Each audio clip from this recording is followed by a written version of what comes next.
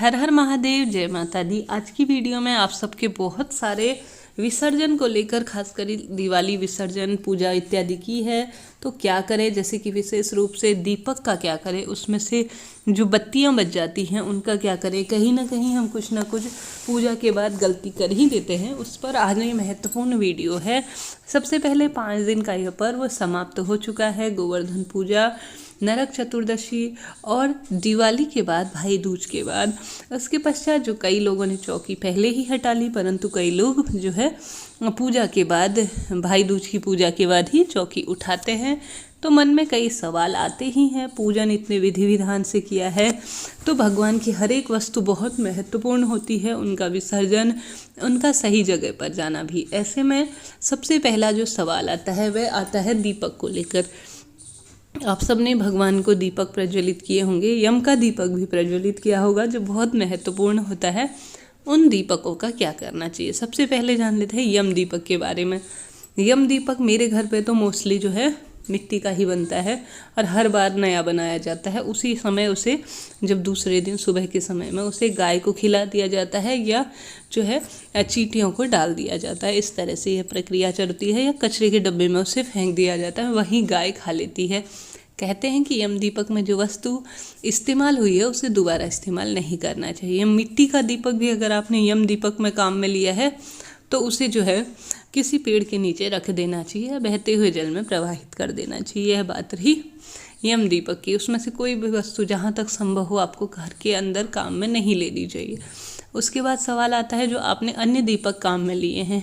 प्राचीन काल से ही कहा जाता है कि जो मिट्टी के बर्तन थे वो हमेशा एक बार ही यूज़ होने चाहिए।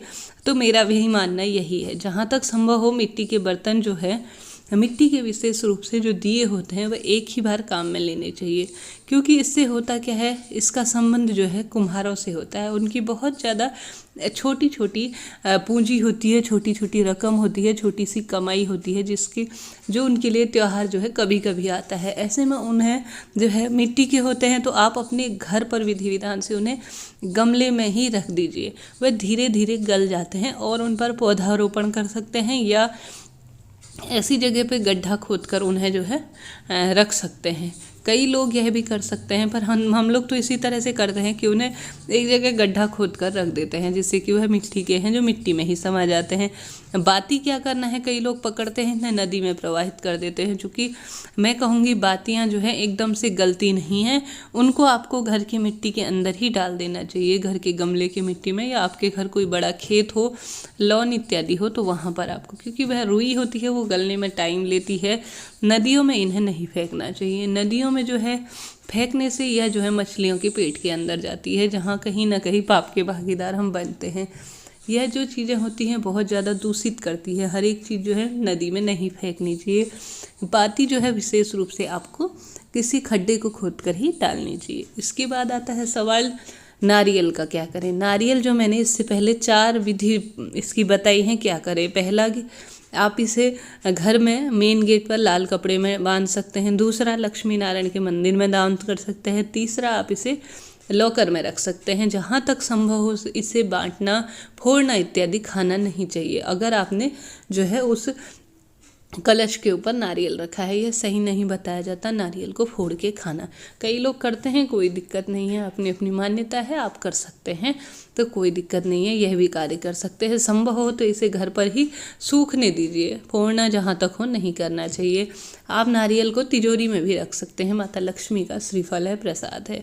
इसके बाद सवाल आता है लाल कपड़े का क्या करें। जो आपने प्रयुक्त किया है किसी भी, उसे आप अपने पास रख सकते हैं, दोबारा में भी काम में ले सकते हैं। आप इसे दान देना चाहें तो भी कर सकते हैं। अब सबसे बड़ा सवाल आता है जो मिट्टी की आपने मूर्ति ली है। मिट्टी की जो मूर्ति आपने ली है उसे जो है अपने पास ही रखिए, जब तक वह आपके साथ है बेहद उत्तम है। आपने उनकी पूजा अर्चना की है, वह अभी बेहद नए स्वरूप में है। नए स्वरूप में है तो एनर्जी बहुत हाई होती है मंत्रों के जाप के साथ, तो उन्हें मंदिर में स्थापित कीजिए और उनका पूजन कीजिए विधि विधान से। जब अगर मिट्टी की मूर्ति ली है, मिट्टी की मूर्ति धीरे धीरे साल भर होते होते धूमिल होने लग जाती है, कहीं ना कहीं खंडित होने लग जाती है। ऐसे में अगले साल नई मूर्ति लाइए और उन्हें स्थापित कीजिए। अगर मिट्टी की आप मूर्ति लाए हैं तो उन्हें रख दीजिए, अगले साल जो है उन्हें विसर्जित कीजिए नई लेके। अगर आप बहुत अच्छे फ्रेम में लेके आए हैं या इस तरह से लाए हैं, या पुरानी मूर्ति आपकी बेहद अच्छी अवस्था में है, कहीं से कुछ भी नहीं है,